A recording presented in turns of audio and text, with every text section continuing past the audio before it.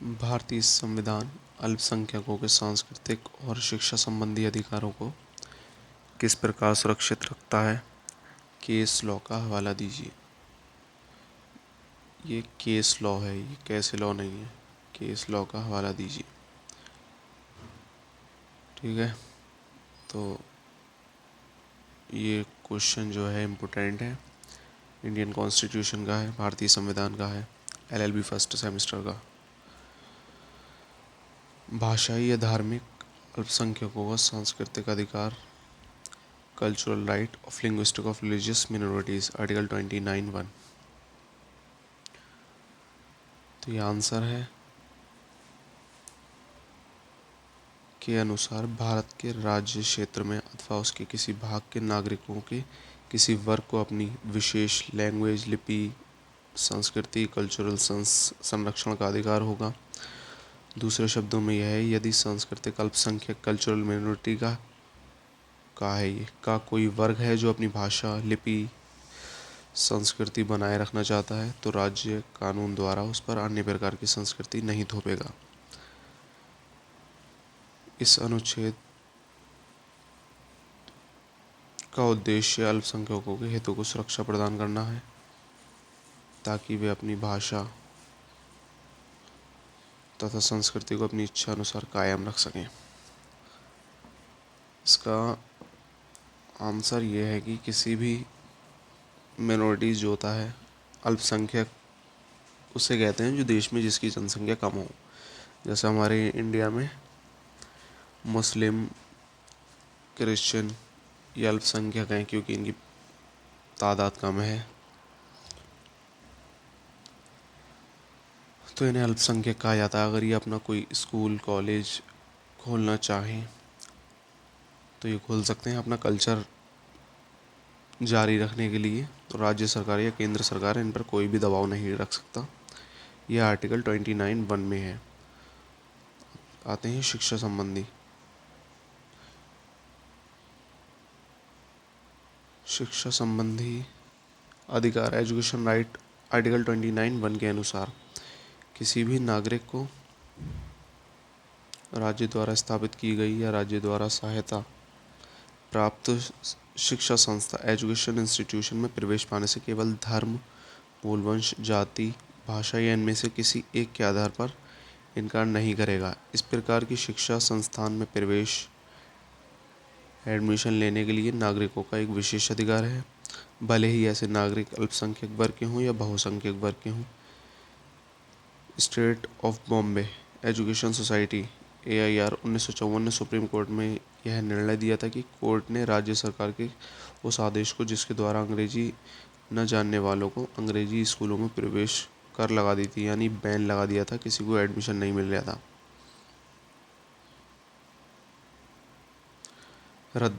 Supreme court ने यह रद्द कर दिया क्योंकि वह केवल भाषा के आधार पर स्कूलों में प्रवेश का निषेध करता था। आर्टिकल 29(2) द्वारा वर्जित है। न्यायालय ने राज्य सरकार के स्तर को मानने से इनकार कर दिया। यह आदेश राष्ट्रभाषा हिंदी की उन्नति उद्देश्य से पारित किया गया था। आर्टिकल 29(2) की पदावली विस्तृत है और यह भी नागरिकों को लागू होती है, भले ही वह अल्पसंख्यक वर्ग के हों या बहुसंख्यक वर्ग के हों। यानी कि किसी भी कॉलेज, यूनिवर्सिटी, स्कूल में इस बेस पर एडमिशन के लिए मना नहीं किया जा सकता कि उसे कोई भाषा नहीं आती, या वो अलग धर्म का है, या वो कोई अलग जाति का है, अल्पसंख्यक है या बहुसंख्यक है, माइनॉरिटी है या कोई भी है। तो ये सुप्रीम कोर्ट ने बॉम्बे में रद्द कर दिया था 1956 में। अल्पसंख्यक वर्ग द्वारा चलाया जा रहा था निधि सहायता प्राप्त करता है, तो उसमें अन्य समुदाय के बच्चों को प्रवेश देने से इनकार किया जा सकता था। इस संबंध में स्टेट ऑफ मद्रास बनाम चंपाकम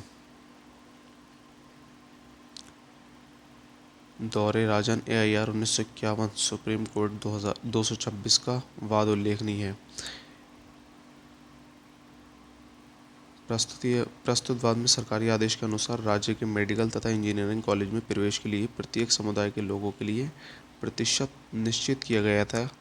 फलस्वरूप पिटिशनर, जो कि ब्राह्मण समुदाय का छात्र था, एडमिशन न पा सका। आदेश की वैधानिकता को चुनौती दिए जाने पर यह निर्णय दिया गया कि यदि किसी व्यक्ति को आवश्यक शिक्षा संबंधी योग्यता होने पर भी उसे केवल धर्म जाति के आधार पर प्रवेश पाने से रोक दिया जाता है तो वहाँ आर्टिकल 29 के अंतर्गत उसके मौलिक अधिकारों का स्पष्ट रूप से उल्लंघन होता है। यह निर्णय से उत्पन्न कठिनाई को दूर करने के लिए संविधान में संशोधन किया गया और आर्टिकल 15 के बाद एक नया खंड जोड़कर राज्य को सामाजिक और शैक्षिक दृष्टि से पिछड़े वर्गों को उपमन्य करने की शक्ति प्रदान की गई। यानी कि कोई भी कॉलेज, स्कूल, यूनिवर्सिटी जो होता है वो केवल इस बेस पर किसी भी छात्र को मना नहीं कर सकता कि वो अल्पसंख्यक है या बहुसंख्यक है या उसको भाषा या जाति या धर्म किसी भी प्रकार की कोई समस्या हो तो प्रवेश पाने से मना नहीं कर सकता। यह आर्टिकल 29(1) और आर्टिकल 29(2) यानी कि अनुच्छेद 29(1) और अनुच्छेद 29(2) के अंतर्गत यह प्रावधान दिया गया है। सुप्रीम कोर्ट ने 1956 और 1951 में ऐसे तर्क को रद्द कर दिया गया था। अब यह आता है अल्पसंख्यकों का शिक्षा संस्थाओं को स्थापित करने और प्रबंध करने का अधिकार। Right of the minorities establish and administer the education institute article 31 के अनुसार आता है। ये आर्टिकल याद रखने हैं, सारी धाराएं। तो 31 के अनुसार सभी अल्पसंख्यकों को भले ही वे धर्म या भाषा पर आधारित हो अपनी चॉइस रुचि की संस्थानों को स्थापित करने तथा उनका प्रबंध एडमिनिस्ट्रेटिव करने का अधिकार होगा। इस अनुच्छेद का मूल उद्देश्य यह है कि ऐसी शिक्षा संस्था की स्थापना के माध्यम से अल्पसंख्यक अपना विशेष धर्म, भाषा या संस्कृति को सुरक्षित रखने में समर्थ होगा और अपने बच्चों का विकास कर सकेगा। कहने का मतलब यह है कि आर्टिकल 31 में यह प्रावधान दिया गया है कि कोई भी धर्म का समुदाय अपने हिसाब से कोई भी कॉलेज खोल सकता है। यानी कि मुसलमान है तो वह मदरसा खोल सकता है अपनी रुचि के हिसाब से, जैसी भाषा वो चाहे अपना कल्चरल बनाने के लिए तो वह खोल सकता है, इसमें कोई दिक्कत नहीं है। और लेकिन इसका यह प्रावधान है कि अगर उसने यह मदरसा हुआ या फिर कोई भी अपना यूनिवर्सिटी कॉलेज खोला तो किसी दूसरे धर्म या दूसरे समुदाय या दूसरी जाति के छात्रों को प्रवेश देने से मना नहीं कर सकता।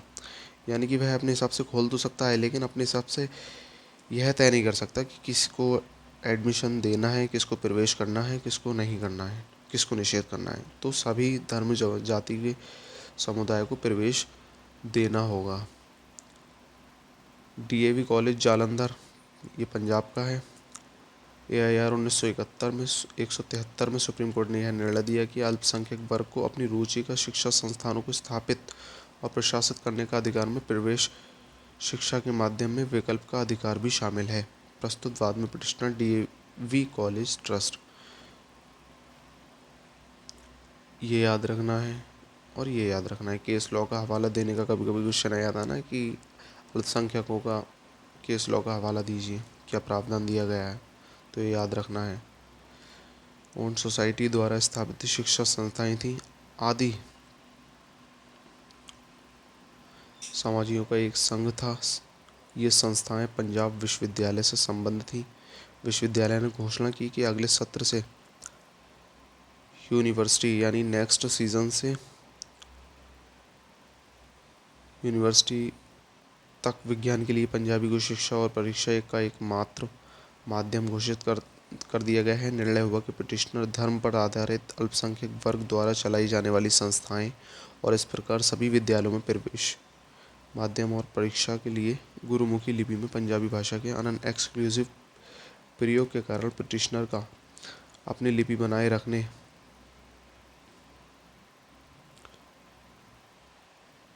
और संस्थाओं को प्रशासित करने का अधिकार का प्रत्यक्ष रूप से उल्लंघन है। आर्टिकल 13(1) के अनुसार राज्य शिक्षा संस्थाओं को सहायता देने में इस आधार पर कोई भेदभाव नहीं करेगा कि वे धर्म,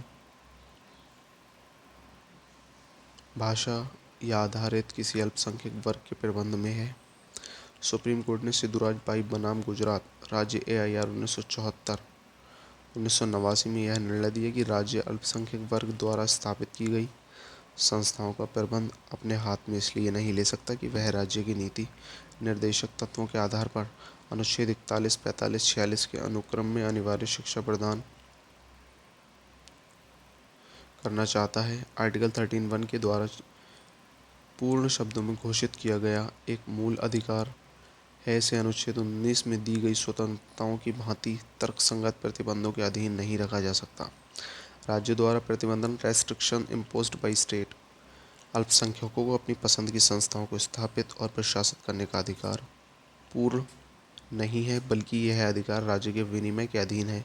the Kerala education bill AIR 1958 में सुप्रीम कोर्ट ने यह फैसला दिया कि आर्टिकल 30 राज्य को अल्पसंख्यकों की शिक्षा संस्थाओं को बनाए रखने तथा उनके प्रशासन को बेहतर बनाए रखने के उद्देश्य से विनिमय रेजुलेशन बनाने से नहीं रोकता, अतः अपनी सहायता एवं मान्यता प्रदान करने के लिए विनिमय बना सकता है, किंतु विनिमय ऐसा न हो जो संस्था के स्वरूप को बिगाड़े। ऐसे विनिमय को निम्नलिखित 2 शर्तें पूरी करनी चाहिए। शर्तों का तर्कसंगत रीजनेबल होना चाहिए। नंबर 1 हो गया। शर्तों का संस्था के शैक्षिक स्वरूप को विनिमय करने वाली होना चाहिए, जो संस्था को शिक्षा का प्रभावशाली माध्यम बनाने में सहायक हो। Ahmedabad Saint Xavier college by state of Gujarat, ये सारे केस हैं ये जो AIR 1974 सुप्रीम कोर्ट ने यह निर्णय दिया कि गुजरात विश्वविद्यालय संशोधन अधिनियम 1972 द्वारा संबद्ध शिक्षा संस्थाओं को निर्देश दिए गए, जो शासी निकाय और चयन समिति संबंध कॉलेज के कर्मचारियों को पदोन्नति, पद से हटाने, सेवा समापन तथा वाद विवादों की मध्यस्थता आदि से संबंधित थे, अल्पसंख्यकों की संस्थाओं के मूल अधिकार भंग करते हैं। उन्हें उक्त अधिनियम की धारा 1 कुलपति को मनमानी शक्ति देती है। अल्पसंख्यक संस्थानों के अधिकार का उल्लंघन करती है। मार्क नरो बनाम द केरल 1979 में अपीलार्थी एक रोमन कैथोलिक मिशन स्कूल का प्रबंधक था। यह स्कूल मूल रूप से बालकों के लिए स्थापित किया गया था।